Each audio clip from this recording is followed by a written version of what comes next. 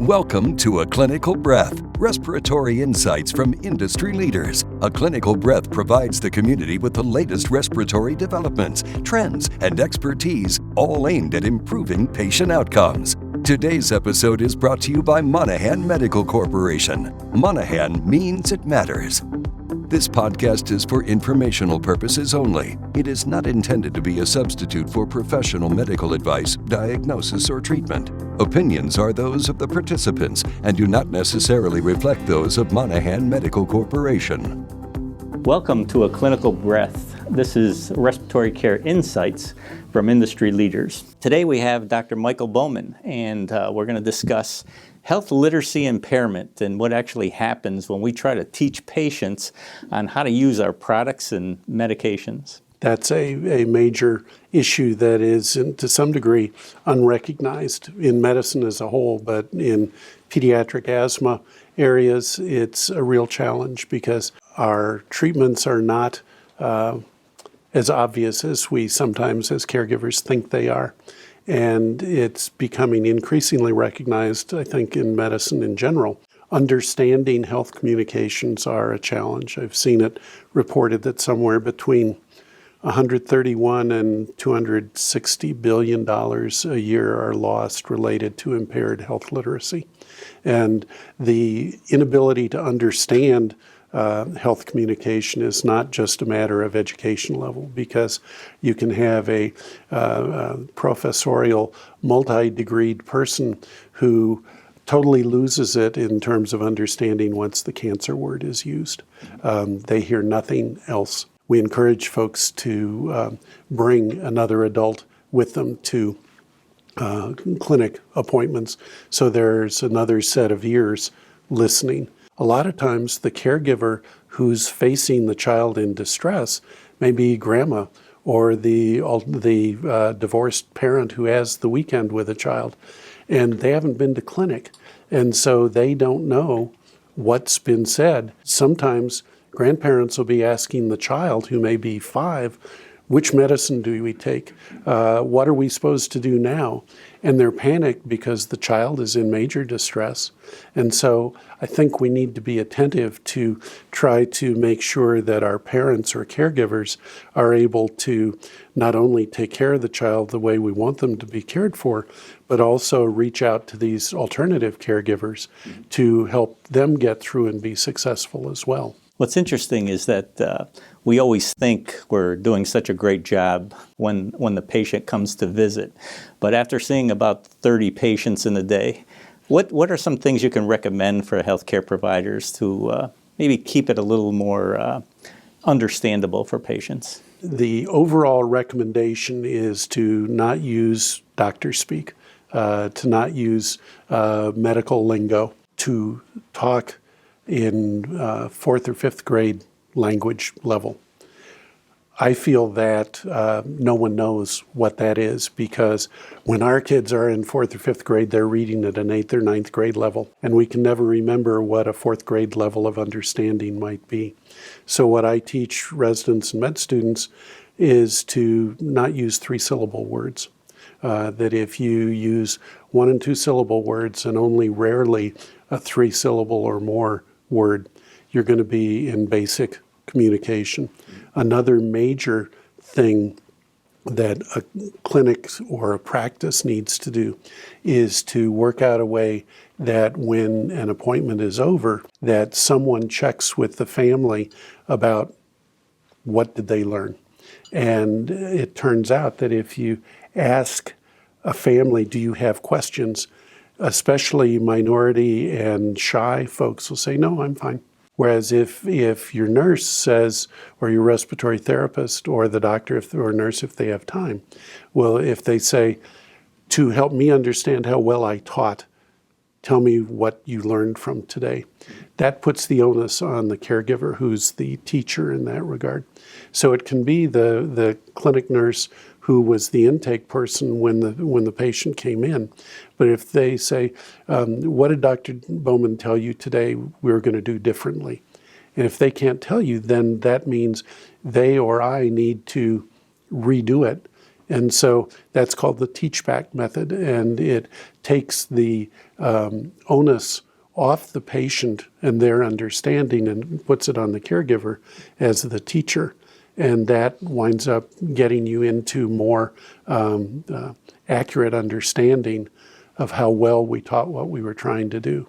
That's excellent. I'm wondering too now about written materials and what you send home with the patient and how they're able to interpret what you send. And that is, again, a very important thing because we depend in general asthma care on the asthma action plan. And that is supposed to tell folks, whoever is caring for the child, what to do in what situation. If they're doing well, these are their medicines. If they have a cough or a wheeze, do this. If they're getting really into stress or they can't speak, do this.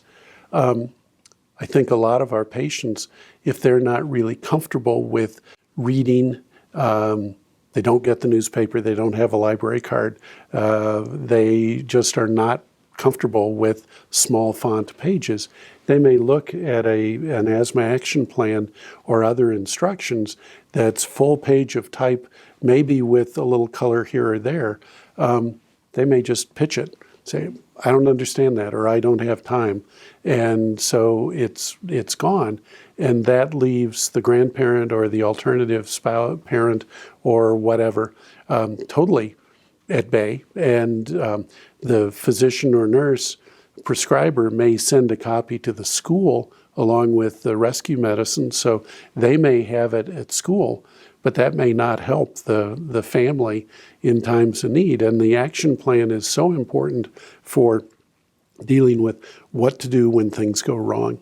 And that I think is a major part of understanding how do we get words across that they can understand.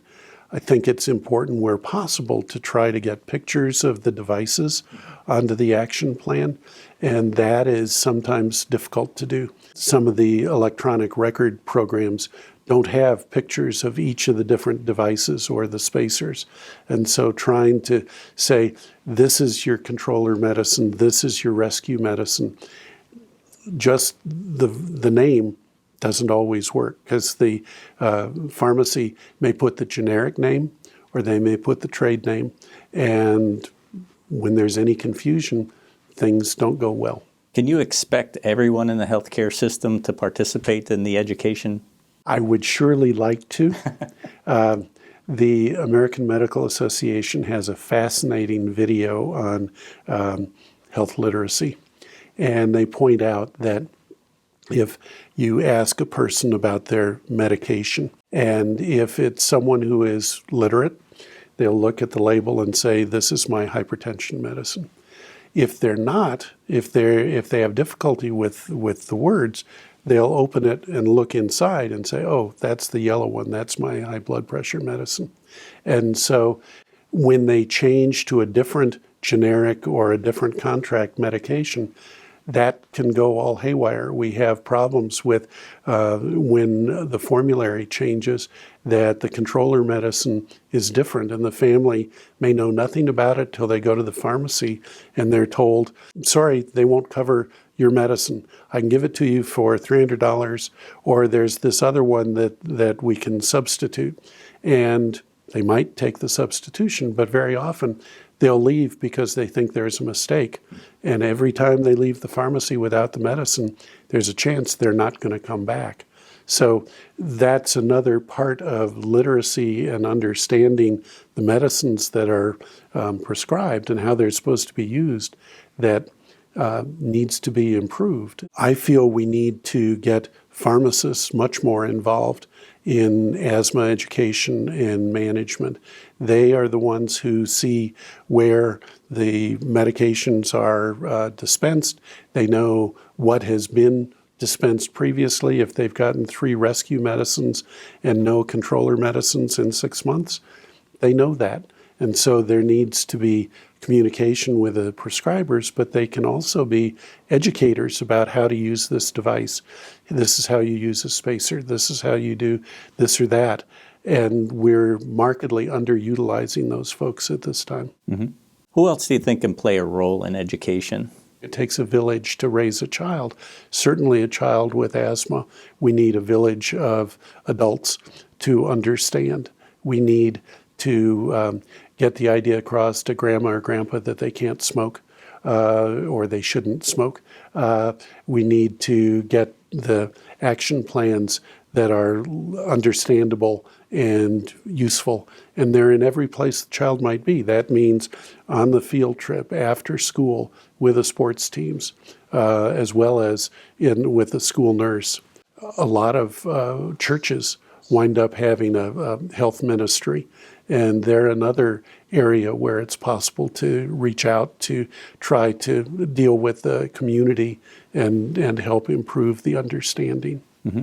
It's interesting, just recently after a clinic visit, I was given some details about a medication and also a stack of papers that outlined just about everything, which of course I didn't read. Could you help us try to simplify how you would approach a patient, especially one that was having difficulty understanding?